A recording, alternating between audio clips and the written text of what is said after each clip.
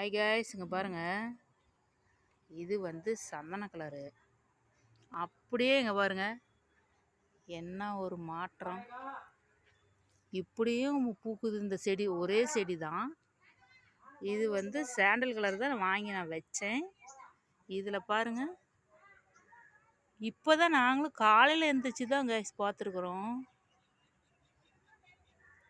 பாருங்கள், ஃபுல்லாக ரெட்டிஸாக இருக்குது. இது சாண்டல் கலரு. ஒரே செடி தான். இது வெட்டி விட்டு தளைஞ்சது.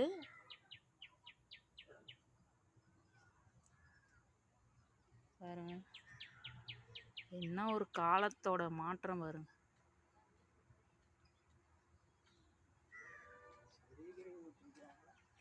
இல்லையே தான் நல்லாவே இருக்குது, அழகா பூத்துருக்குது.